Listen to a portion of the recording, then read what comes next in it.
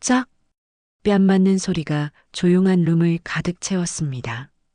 숨소리조차 들리지 않았어요. 누군가의 고개가 옆으로 돌아갔죠. 공손하게 굴어야지 고아 주제에. 손이 다시 올라가려는 순간이었습니다. 문이 열렸어요. 조용하지만 얼음장 같은 목소리가 울렸죠. 그 손 거기서 멈춰. 검은 옷을 입은 사람들이 들어왔습니다. 그리고 한 여성이 천천히 걸어 들어왔어요. 뺨이 붉어진 누군가를 확인했죠. 내 며느리 누가 쳤어요? 룸 앞 모든 시선이 그 여성에게 쏠렸습니다. 명함도 이름도 직함도 없었어요. 그저 차가운 기세만이 공기를 채웠죠. 이 반전의 이야기가 궁금하시다면 구독과 좋아요 부탁드립니다. 평범한 일상 속 짠 내나고 감동적인 이야기를 매일 전해드립니다. 사건은 3일 전 20년 만에 날아온 동창의 초대 문자에서 시작됐습니다. 새벽 5시 5분 앞에 한 여성이 섰습니다. 36살 평범한 동네 빵집 사장이었어요. 밀가루 묻은 손으로 빵 반죽을 치댔습니다. 오늘도 괜찮을 거야. 스스로에게 말했죠. 매일 아침 되풀이하는 주문이었어요. 아침 7시 딸을 학교에 보내고 가게 문을 열었습니다. 단골 손님 몇 명이 들어왔어요. 사장님, 오늘도 소보로빵 있어요? 네, 방금 구웠어요. 웃으며 빵을 건넸습니다. 작지만 따뜻한 일상이었죠.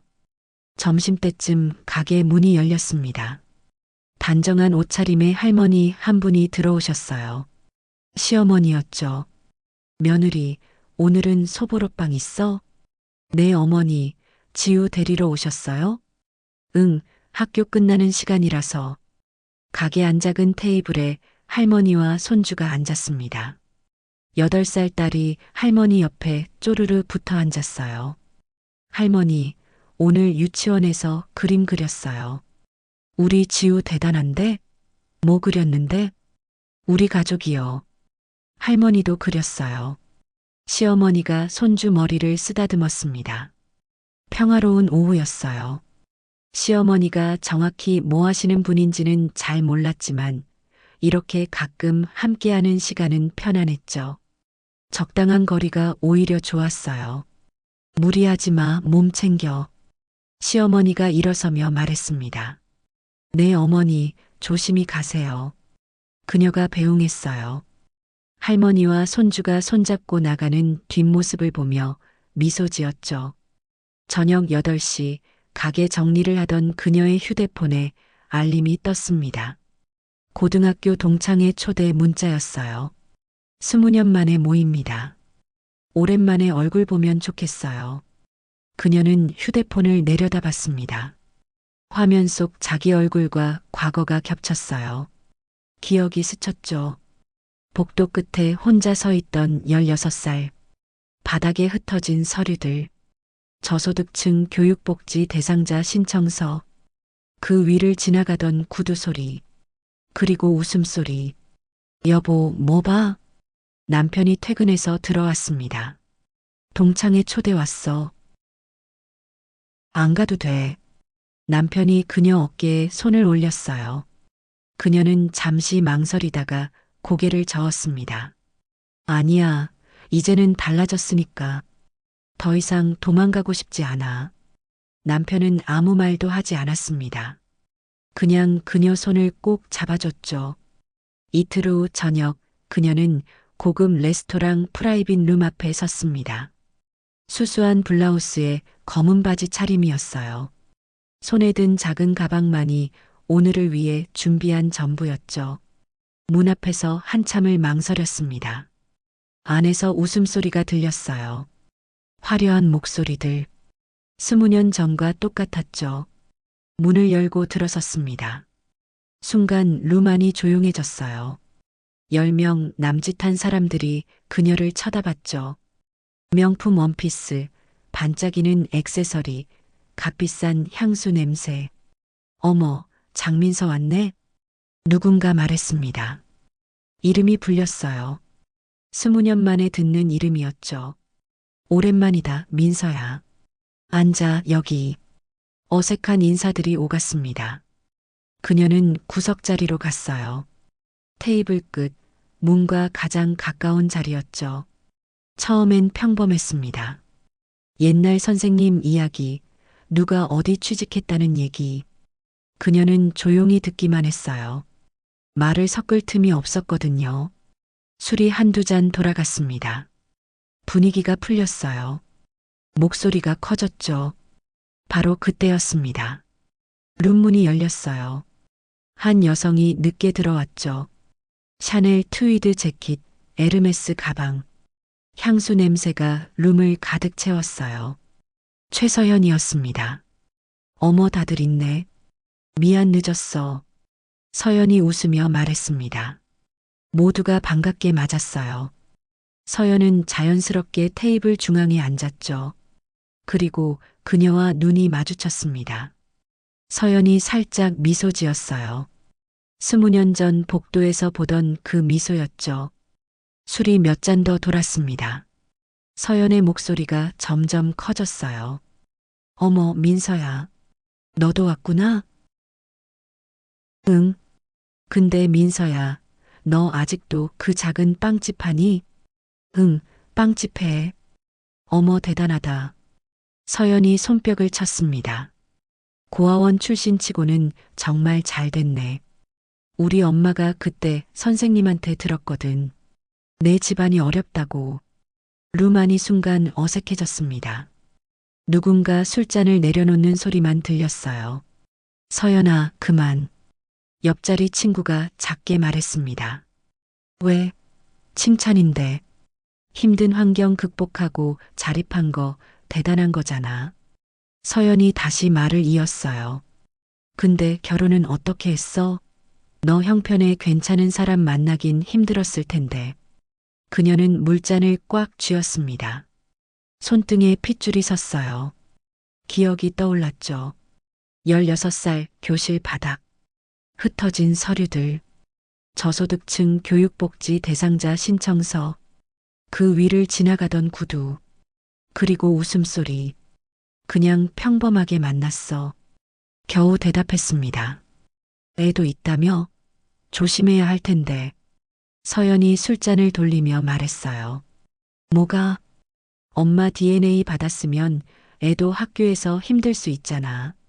요즘 애들 더 무섭던데. 그녀는 숨이 멎었습니다. 딸 얘기가 나오는 순간이었죠. 내 딸 얘기는 목소리가 떨렸어요. 하지 마. 서연의 얼굴이 살짝 굳었습니다. 하지만 금방 다시 웃었어요. 어머, 민서야. 많이 컸네. 그녀는 참았습니다. 그때도 그랬고 지금도 그래야 했으니까요. 술이 더 들어갔습니다. 서연의 목소리는 점점 더 커졌어요. 민서야, 진짜 궁금한데. 서연이 술잔을 내려놓으며 말했습니다.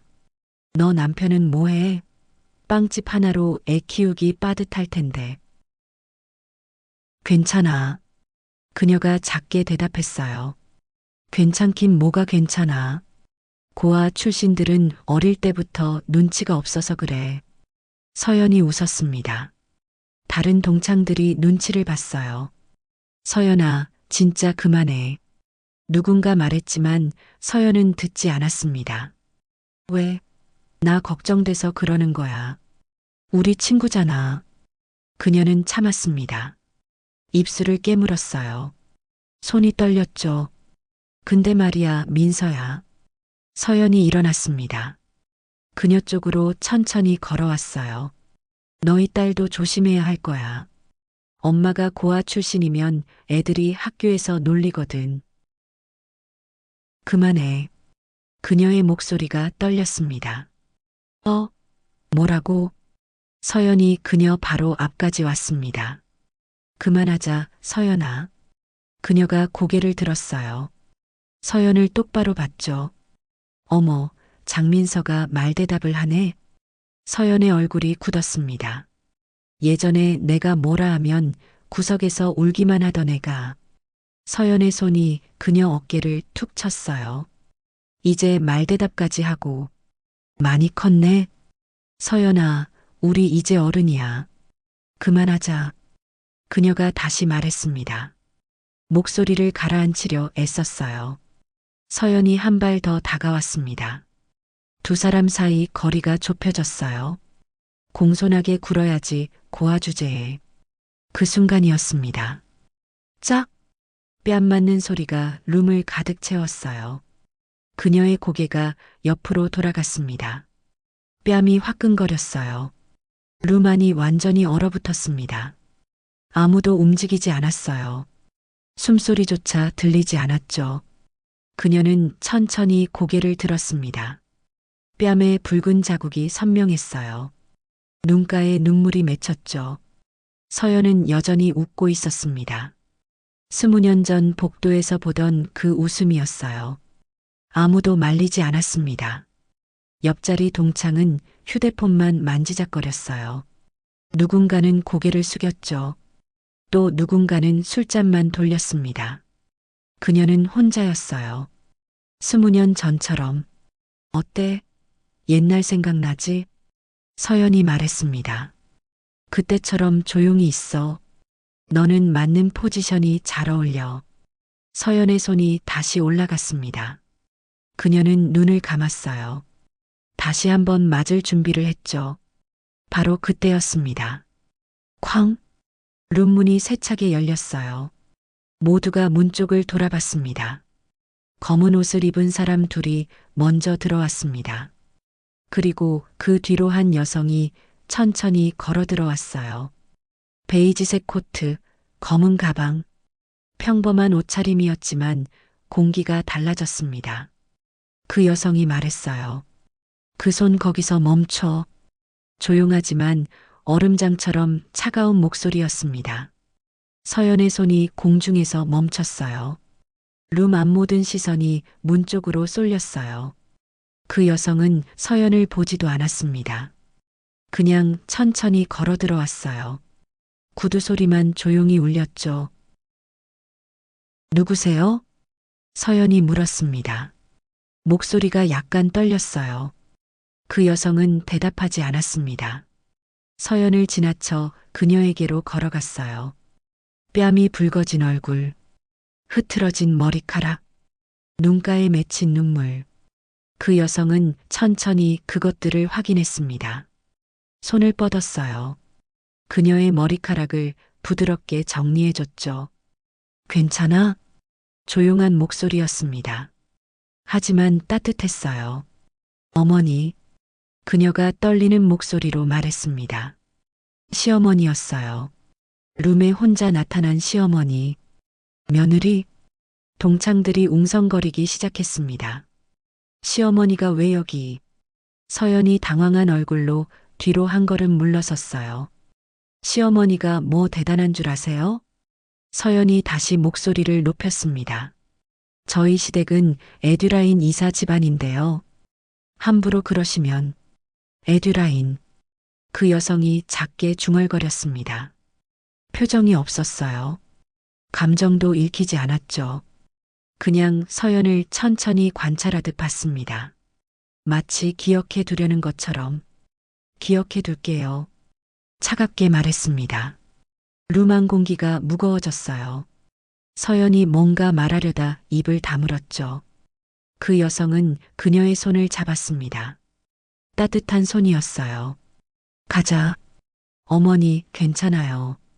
그냥, 안 괜찮아. 시어머니가 그녀를 봤습니다. 눈빛이 단단했어요. 내 며느리 뺨이 붉은데 어떻게 괜찮아? 그녀는 아무 말도 할 수 없었습니다. 눈물이 또 맺혔어요. 시어머니가 그녀를 이끌고 문 쪽으로 걸어갔습니다. 검은 옷 입은 사람들이 길을 열어줬어요. 문을 나서기 직전 시어머니가 잠깐 멈춰 섰습니다. 뒤를 돌아보지는 않았어요. 그냥 말했죠. 제 며느리한테 손 뗀 분, 얼굴 잘 기억해뒀습니다. 다시는 없을 일이라 생각하시면 됩니다. 목소리는 여전히 조용했습니다. 하지만 룸 안 모두가 그 무게를 느꼈어요. 문이 닫혔습니다. 룸 안에는 서연과 동창들만 남았어요. 아무도 말하지 않았습니다. 서연이 의자에 주저앉았습니다. 얼굴이 창백했어요. 뭐야, 저 할머니? 무슨 재벌인 줄 아나 봐. 작게 중얼거렸지만 목소리가 떨리고 있었습니다. 옆자리 동창이 조심스럽게 물었어요.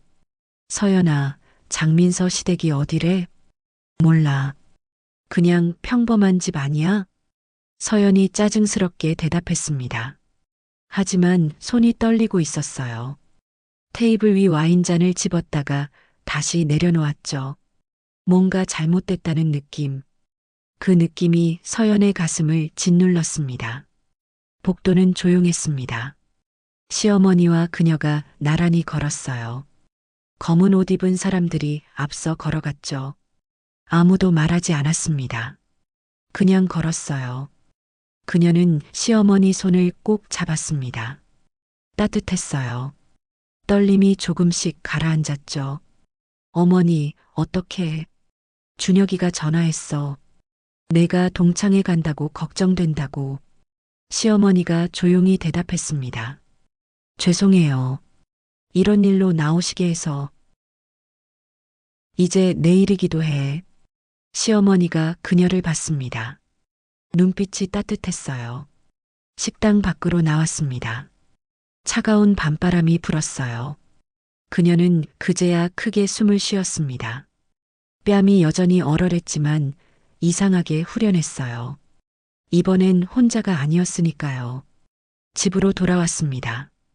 거실에 시어머니와 그녀가 마주 앉았어요. 괜찮아? 시어머니가 물었습니다. 죄송해요, 어머니. 제 일로 나오시게 해서. 이제 내일이기도 해. 시어머니가 조용히 말했어요. 그녀는 눈물이 날 것 같았습니다. 그냥 넘어가려고요. 괜찮아요. 참지 않아도 돼. 어머니도 아시잖아요. 참는 게 편해요. 그녀가 작게 웃었습니다. 쓴웃음이었죠. 다음 날 아침 휴대폰이 울렸습니다. 메시지 알림이 연달아 떴어요. 동창의 단톡방이었습니다. 서연이 올린 영상이 공유되고 있었어요. 영상을 눌렀습니다. 편집된 영상이었죠. 그녀가 소리 지르며 손을 뻗는 장면만 잘라냈어요. 맥락은 전부 사라졌습니다. 제목이 붙어 있었어요. 빵집 사장의 갑질, 동창 때리려다 시어머니가 막아. 댓글들이 달리기 시작했습니다. 재벌 며느리인가? 밑바닥 출신이 더 갑질 심하다더니 시어머니 백 믿고 저러는 거 아냐? 그녀는 휴대폰을 내려놓았습니다. 손이 떨렸어요. 이틀 후 빵집 매출이 눈에 띄게 줄었습니다. 단골 손님들이 하나 들어오지 않았어요. 사장님, 요즘 인터넷에 나오시던데. 한 손님이 조심스럽게 말했습니다. 저희는 조용히 지내고 싶어서요. 죄송해요. 빵을 사지 않고 나갔습니다. 그날 오후 더 큰 일이 생겼습니다. 딸 지우가 학교에서 돌아왔어요. 평소보다 조용했죠? 지우야, 오늘 학교 어땠어? 친구들이랑 놀았어? 지우가 작은 목소리로 말했습니다. 애들이 나한테 네 엄마 때문에 우리 반 시끄럽대. 그녀는 숨이 멎었습니다. 지우가 그녀를 올려다봤어요. 8살 눈에 눈물이 가득했죠. 엄마, 나 전학 가면 안 돼? 그녀는 아무 말도 할 수 없었습니다. 그냥 지우를 꼭 안아줬어요. 대답은 없었죠. 참는 선택. 또다시 일주일이 지났습니다. 상황은 나아지지 않았어요. 오히려 더 나빠졌죠. 저녁 무렵 빵집 문을 닫으려는데 누군가 들어왔습니다. 건물주 김 사장이었어요. 50대 남성, 나쁜 사람은 아니었죠. 사장님, 김 사장이 조심스럽게 말을 꺼냈습니다. 네, 김 사장님. 요즘 인터넷에 나오는 거 봤어요. 죄송합니다. 아니, 내가 뭐 믿고 안 믿고가 아니라 김 사장이 한숨을 쉬었어요. 솔직히 말씀드릴게요. 그녀는 가슴이 철렁했습니다. 요즘 논란 때문에 건물 이미지가 안 좋아요. 다른 세입자들도 불편해하고 다음 계약 연장은 솔직히 힘들 것 같아요. 미안해요. 나도 장사하는 입장이라. 김 사장이 문을 닫고 나갔습니다. 발소리가 점점 멀어졌어요. 그녀는 혼자 빈 가게에 남았습니다. 오븐, 진열대, 작은 테이블. 3년간 일궈온 모든 것이었어요. 무너지고 있었습니다. 가게를 잃으면 생계가 무너지고, 생계가 무너지면 지우의 삶까지 흔들리고, 그녀는 테이블에 고개를 묻었습니다. 어깨가 떨렸어요. 소리 없이 울었죠. 계속 참을 것인가? 아이를 위해 싸울 것인가? 선택의 벼랑 끝이었습니다. 같은 시각, 한빛제듀 본사 회의실, 긴 테이블 양쪽으로 임원들이 앉아 있었습니다. 15명, 모두 긴장한 얼굴이었어요. 명예 고문님께서 긴급 소집을 요청하셨습니다. 비서실장이 말했습니다. 문이 열렸어요. 나혜원이 들어왔습니다. 5년 만에 이사회 테이블 맨 앞자리에 앉았죠. 임원들이 일제히 일어나 인사했습니다. 앉으세요. 나혜원이 손짓했어요. 모두가 앉았죠. 침묵이 흘렀습니다.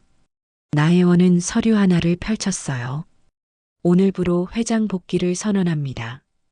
이사회가 술렁였습니다. 고문님, 5년 전에 은퇴하셨는데 전무가 조심스럽게 말했어요. 5년간 쉬었더니 나혜원이 잠시 멈췄습니다. 사람들이 내 가족을 함부로 대하더군요. 다시 일해야겠어요. 테이블 위에 또 다른 서류가 펼쳐졌습니다. 에듀라인. 우리 2위 거래처죠? 네, 연간 계약 규모가. 법무팀장이 말하려 했지만 나혜원이 손을 들었어요. 전수조사 들어갑니다.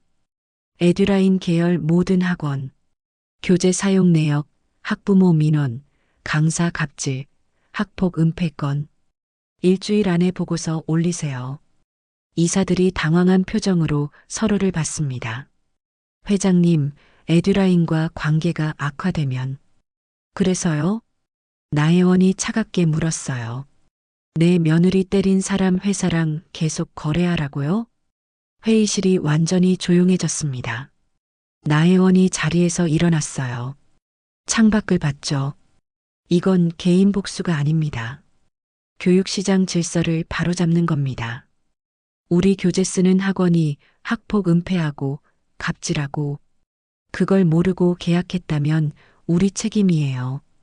회의실 구석, 기획팀 차장 박준혁이 앉아 있었습니다. 어머니의 각오를 느꼈어요. 며느리한테는 비밀입니다. 나혜원이 마지막으로 말했어요.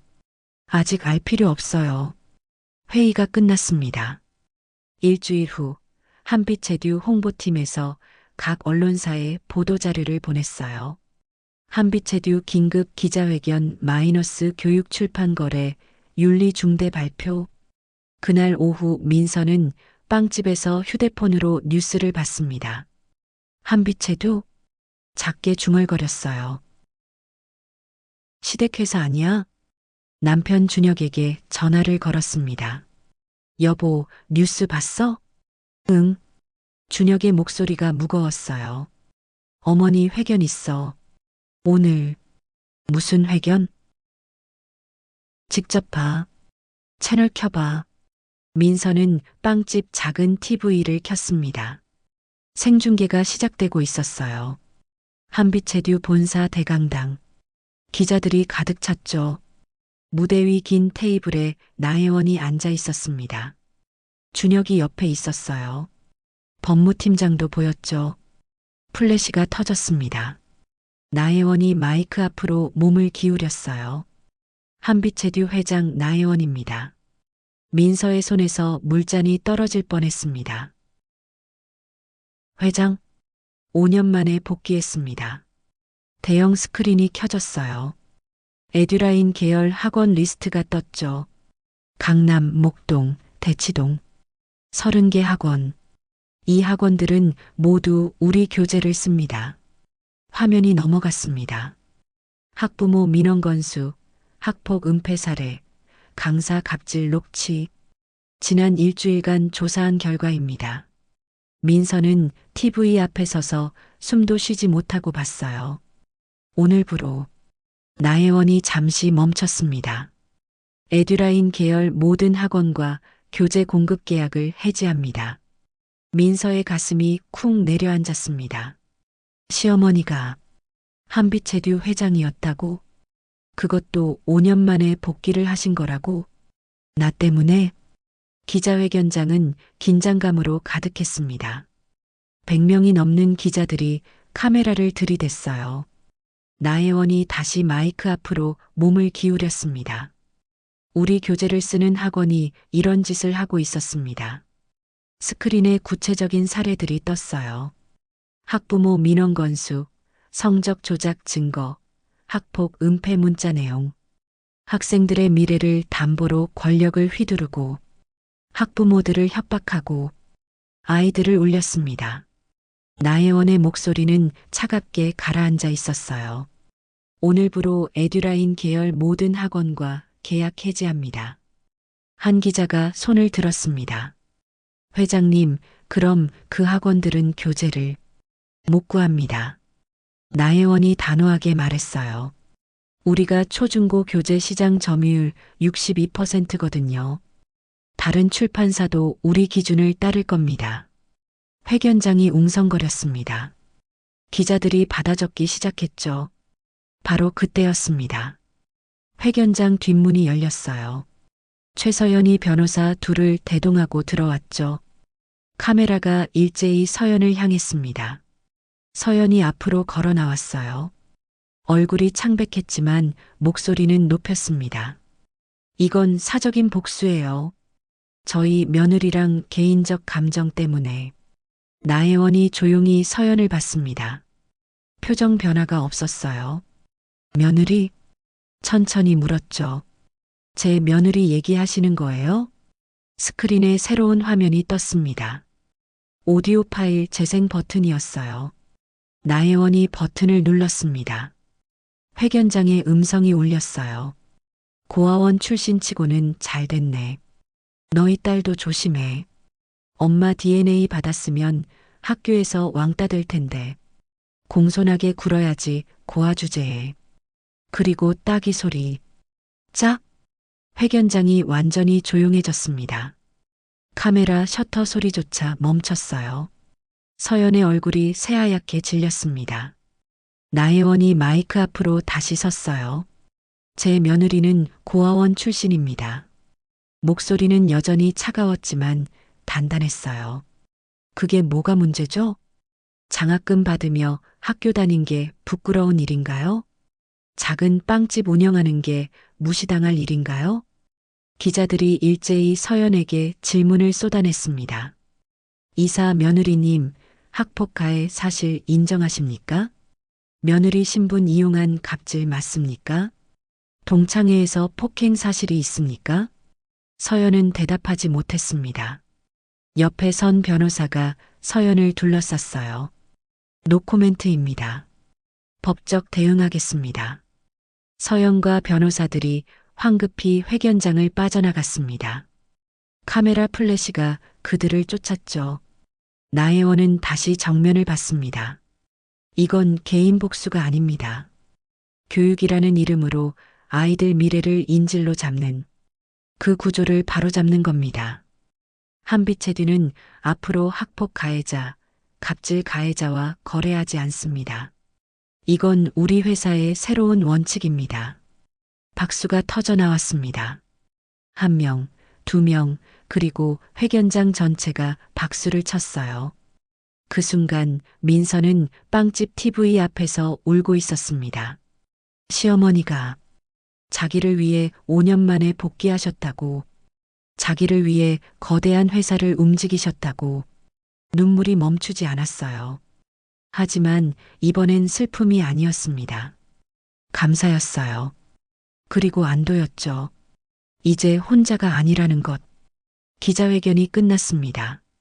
나혜원은 혼자 회장실에 남았어요. 창밖을 내려다봤습니다. 도시의 불빛이 반짝였죠. 과거가 떠올랐어요.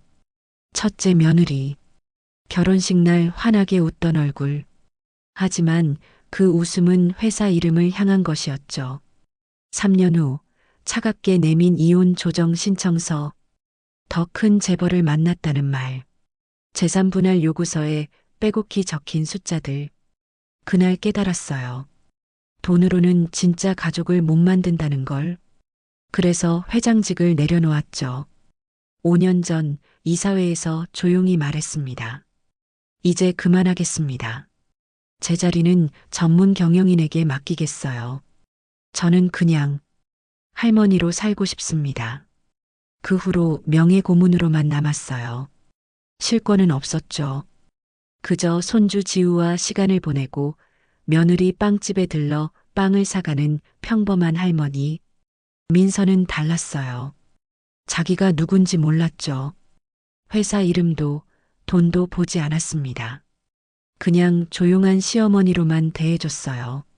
처음으로 느꼈어요. 진짜 가족이라는 걸. 근데 그 아이가 뺨을 맞았어요. 자기 앞에서. 나혜원은 눈을 감았습니다. 더 깊은 기억이 떠올랐어요. 16살 학교 복도. 혼자 서 있던 자기 모습.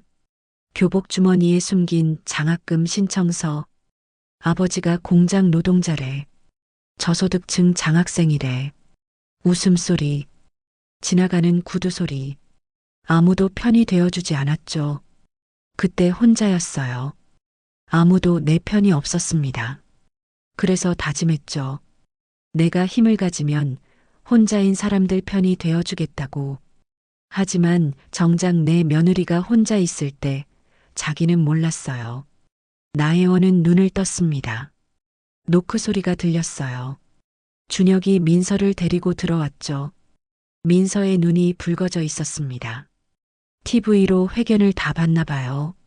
어머니, 민서야. 나혜원이 일어나 민서에게 다가갔습니다. 제가 몰랐어요. 어머니가 회장님이신 줄.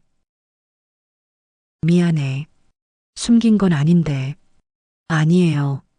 민서가 고개를 저었어요. 저도 관심 없었어요. 그냥 좋은 시어머니로만 생각했어요. 둘 다 웃었습니다. 눈물이 섞인 웃음이었죠. 나혜원이 민서 손을 잡았어요. 민서야, 나도 당했어. 옛날에. 민서의 눈이 커졌습니다. 그때 혼자였어. 아무도 내 편이 안 되어줬지. 그래서 알아. 내가 얼마나 외로웠을지.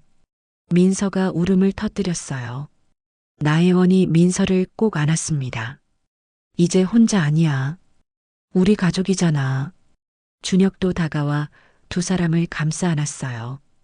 따뜻한 온기가 퍼졌죠. 6개월이 흘렀습니다.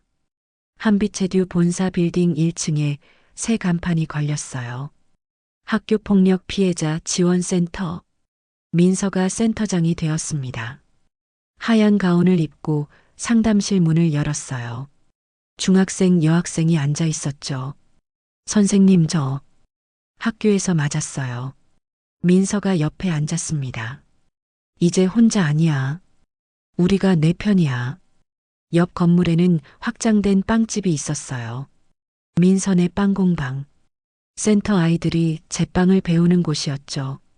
지우도 친구들과 빵을 만들며 웃고 있었습니다. 엄마, 이거 봐요. 내가 만든 소보로빵. 저녁 6시, 빵집 안 큰 테이블. 나혜원, 민서, 준혁, 지우가 함께 저녁을 먹었어요. 이 소보로빵 진짜 맛있다. 나혜원이 한 입 베어 물며 말했습니다. 할머니가 제일 좋아하시잖아요. 지우가 웃었어요. 어머니 요즘 매일 오시는 거 아니에요? 준혁이 장난스럽게 물었습니다. 회사 바로 옆인데 안 올 수가 있나? 모두가 웃었어요. 민서는 이 풍경을 보며 생각했습니다. 가족은 피로 만들어지는 게 아니었어요. 서로를 선택하고 지켜주려는 마음으로 만들어지는 거였죠. 나혜원과 눈이 마주쳤습니다. 민서가 작게 말했어요. 고마워요, 어머니. 늦어서 미안해. 두 사람이 손을 꼭 잡았습니다. 창밖으로 석양이 보였어요. 따뜻한 불빛이 테이블을 가득 채웠죠. 혼자였던 사람들이 이제 함께였습니다.